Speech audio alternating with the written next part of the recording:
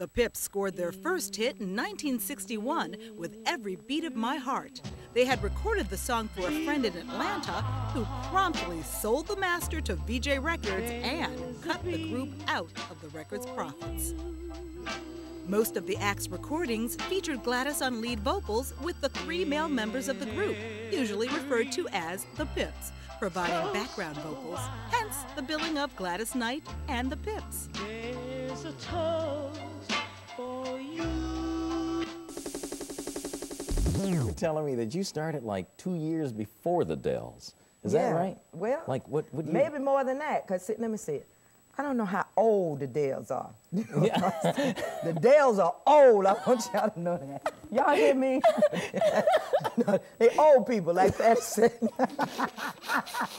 No, but see, I've been singing since I was... I hope you're not looking for any more background singers now that you got rid of the Pips. Because you can count the Dells out, Gladys. I can tell you that now. No, they're my good buddies. They really are. Matter of fact, I just got through going to see them over when they were in L.A. last time. My good buddies, we kind of, you know, been all through a lot together. Your dear old buddies. Yeah, they're old buddies, Okay. you know. But see, I've been singing since I was 4. No, I see. Okay? And this was before a lot of the groups and stuff got started. So our groups kind of came about around the same time. You know what I'm saying? But I've actually been singing. People don't realize that when they talk about Gladys Knight and the Pips, that I actually had a career, a professional career, before the Pips ever came on the scene. My first performance was a recital that was sponsored by the church, and I was 4 years old then. And after that, I went on Ted Mack, and the church and the university situation that Atlanta's so well known for, Morris Brown College and Clark College and Spelman College, and all of those people were so supportive of me when I went on the Ted Mack Original Amateur Hour when I was 7. And then when I came off that year, that was 1952, the Pips and I got together. And I just want you to tell the story behind the Pips, because I've always wondered, and I didn't know.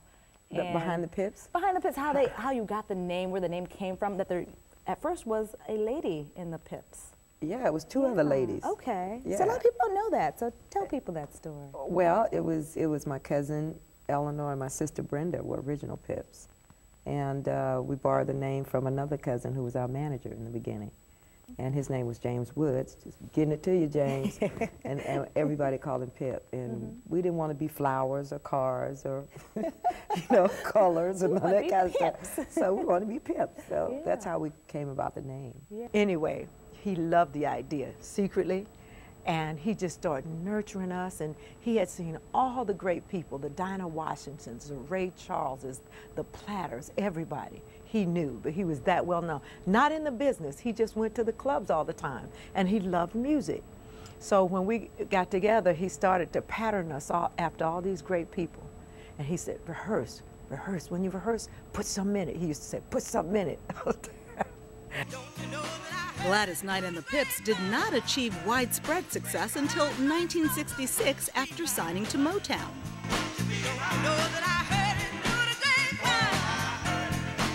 I am so grateful that I got a chance to live during that time, that I came during that time, because they hand-walked us through the industry. If we were doing something wrong, we even had people out there that would call our parents and tell them when we weren't doing something right. That's how we were taken care of. Anybody we ran into, Uncle B.B. King, if he ran across us on the road, the first thing he would do would take us to eat. He said, I know y'all ain't ate. Come on, we're going down here and eat. That's the kind of business we grew up in. You know, why don't you try it like this? Oh, you can't go on like that. Jackie Wilson, you at home now, you know it's hard to play at home. So how you gonna come on? We said, we're going on, we're coming on. He said, no, you're not just coming on. You're going to take my white Cadillac. All of you guys going to get in, because we were playing in the Herndon Stadium. That's where we were on tour. He said, you guys going to get in it. You're going to drive out as they're playing your music to the stage. And when a certain musical cue comes on, y'all going to pop them doors at the same time and get out and go and do your show. That's how we came on. People went crazy. They went crazy. We just ran after the show and just hugged him, just jumped all over and said, thank you, thank you. That same night, Joe Tech went out on a horse. James Brown came in on a helicopter. I mean, it was wonderful show business. We were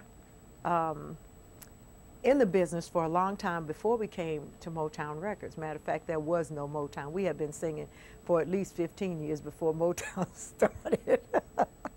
And we were blessed enough to know those people who came about. You know, when Barry was a songwriter, he was just a songwriter before he came to be president of Motown.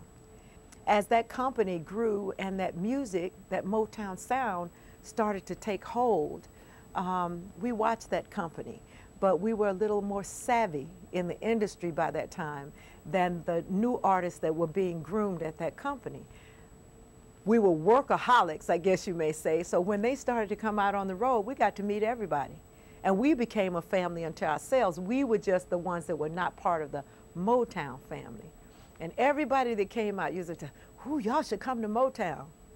And then when I would talk to them and see how they were structured, I said, don't want to go to Motown. And eventually, we said that we need a record, a nationwide hit record. We had a little hit here and a little hit there, you know, little pocket things going on.